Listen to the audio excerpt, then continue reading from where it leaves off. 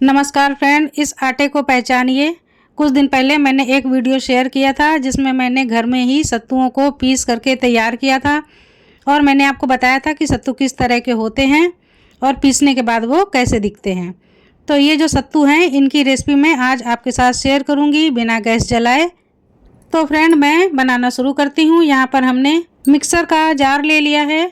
अब इसमें मैं 1 कटोरी चीनी को डाल करके पीसती हूँ और पाउडर बनाकर आपको दिखाती हूँ। इसी समय आप 4-5 हरी इलायची को भी डाल सकते हैं। मेरे पास हरी इलायची का पाउडर है इसलिए मैं नहीं डाल रही हूँ। तो 1 कटोरी चीनी को मैं डाल देती हूँ और सबसे पहले मैं पीस करके पाउडर बनाकर तैयार करती हूँ। तो ये देखिए फ्रेंड, चीनी को हमने बारीक पीस लिया है। इसको हम रखते हैं साइड में। अब दूसरी तैयारी कर लेते हैं। तो यहाँ पर हमने थोड़े से बादाम और काजू ले लिए हैं। 8-9 बादाम हैं और कुछ ये काजू हैं, टुकड़े वाले काजू हैं। तो इनको हम बारीक कूट लेते हैं, मतलब थोड़ा सा दानेदार वाला कूट लेते हैं, बिल्कुल पाउडर भी नहीं करते हैं। तो ये देखिए कुछ इस तरह से हमने कूट करके तैयार कर लिया है। अब इसी में डाल देते हैं बादाम और इनको भी काजू की तरह ही कूट करके तैयार कर लेते हैं। अब ये देखिए दोनों तैयार हो गए हैं। अब इन दोनों को हमने निकाल लिया है और दोनों को बहुत अच्छे से मिक्स कर देते हैं। अगर आपके पास पिस्ता है तो पिस्ता भी इसी समय कूट लीजिए। और अब ये हमारे पास है ताज़े दूध की मलाई। तो ये 3 दिन की मलाई है, फ्रिज में रखी थी।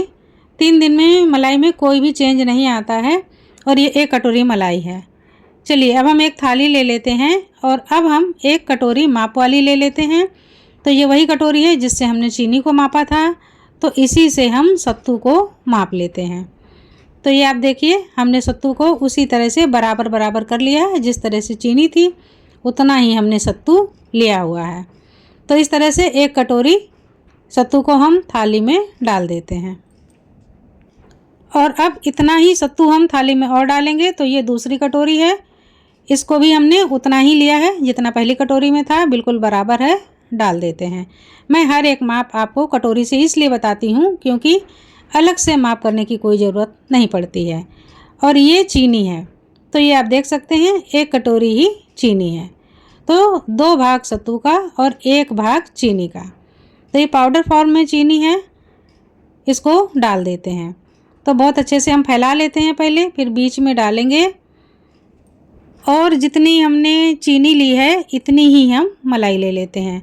तो ये 1 कटोरी ही है लेकिन मैं आपको इस कटोरी में डाल करके दिखा देती हूँ। तो थोड़ा पहले मलाई को मैं फेंट लेती हूँ एक जैसी हो जाए और अब मैं इसी कटोरी में भरकर आपको दिखा देती हूँ। तो आप ये देखिए पूरी 1 कटोरी ही मलाई है। अगर आपके पास मलाई नहीं है तो फिर आप 1 कटोरी के हिसाब से 2 टेबल स्पून देसी घी डाल सकते हैं और 2 कटोरी सत्तू के हिसाब से 4 टेबल स्पून घी पर्याप्त है। तो ये हम सारी मलाई को सत्तू में डाल देते हैं। तो ये हमने डाल दिया। अब चिकनापन लाने के लिए हम बिल्कुल 1 चम्मच देसी घी डाल रहे हैं।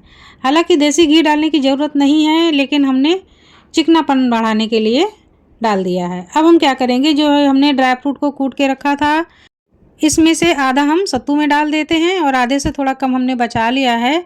और अब ये इलायची का पाउडर है, तो इसीलिए मैंने आपको बताया था कि आप चीनी पीसते समय इलायची पीस सकते हैं। मेरे पास अलग से इलायची पाउडर है इसलिए मैंने नहीं पीसा है।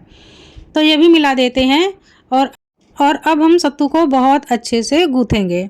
तो जैसे आटा गूँथते हैं बस इसी तरह से हमें सत्तुओं को गूँथना है। ध्यान रहे अगर आपको ड्राई लग रहे हैं सत्तू तो फिर आप थोड़ा सा घी बढ़ा दीजिए और दूध के छींटे मार मार करके आटे की तरह मसलते हुए डो बनाकर तैयार करना है। इसमें चीनी पिसी हुई है इसलिए चीनी धीरे धीरे पानी छोड़ेगी और आराम से डो बनकर तैयार हो जाएगा।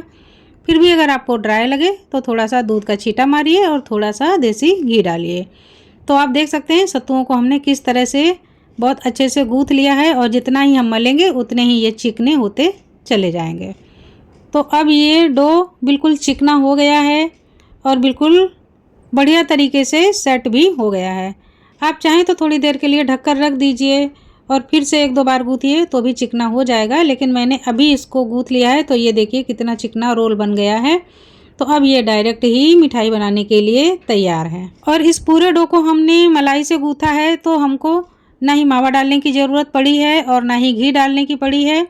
तो ये बहुत ही स्वादिष्ट डो बनकर तैयार हुआ है सत्तू का। तो ये मीठे सत्तू के मैं पेड़े बनाऊंगी, रोल बनाऊंगी। आप चाहें तो इसकी रोटी की तरह मोटी रोटी बना लीजिए, बेल लीजिए और उसके किनारे हटा करके बीच से कट मार लीजिए, तो बर्फ़ी की तरह भी आप तैयार कर सकते हैं। तो वो सत्तू की बर्फ़ी हो जाएगी। ये मैं इस तरह से पेड़े बना रही हूँ। तो आप देख सकते हैं जैसे मथुरा में पेड़े होते हैं, बीच में अंगूठे से दबे हुए होते हैं, तो कुछ इस तरह से हमने पेड़े बनाए हैं। तो थोड़े से मैं यहाँ पर पेड़े बनाकर तैयार करती हूँ और कुछ जो गोलियाँ हैं उनकी मैं रोल की तरह मिठाई बनाकर तैयार करती हूँ। तो ये देखिए इस तरह से हाथों से रोल बना लीजिए। तो ये सत्तू के रोल हो गए और इधर ये सत्तू के पेड़े हो गए। बहुत ज़्यादा वक्त नहीं लगेगा और फटाफट बनकर तैयार हो जाएंगे। और अब ये जो ऊपर से हमने थोड़ा सा ड्राई फ्रूट बचा के रखा था, इसको आप गार्निश की तरह थोड़ा थोड़ा सा रख दीजिए और दबा दीजिए। और रोल में अगर आप चाहें तो रोल में भी लपेट सकते हैं। तो ये देखिए थोड़ा सा डेकोरेशन भी हो गया और टेस्ट भी बढ़ गया। तो फ्रेंड बहुत ही जल्दी ये देखिए बिना किसी मेहनत के सत्तू की मिठाई बनकर के तैयार हो गई है। अगर आप इसको किसी को भी खिलाएंगे तो वो आपसे एक बार ज़रूर पूछेगा कि आपने कैसी बनाई, किस चीज़ की बनाई, कुछ अलग लग रही है। क्योंकि इस सत्तू की मिठाई का टेस्ट बहुत ही अलग होता है और ये 15 दिन तक फ्रिज में रखकर खाई जा सकती है और इसको बनाना भी बहुत ही आसान है। तो फ्रेंड सत्तू की मिठाई को आप कुछ इस तरह से बनाकर खाइए, मेहमानों को खिलाइए और कमेंट बॉक्स में मुझे लिखकर ज़रूर बताइए कि आपको कैसी लगी। पसंद आई हो तो लाइक और शेयर भी कीजिए। तो एंजॉय कीजिए और जुड़िए अंजना दीक्षित की आसान रेसिपी से। नमस्कार।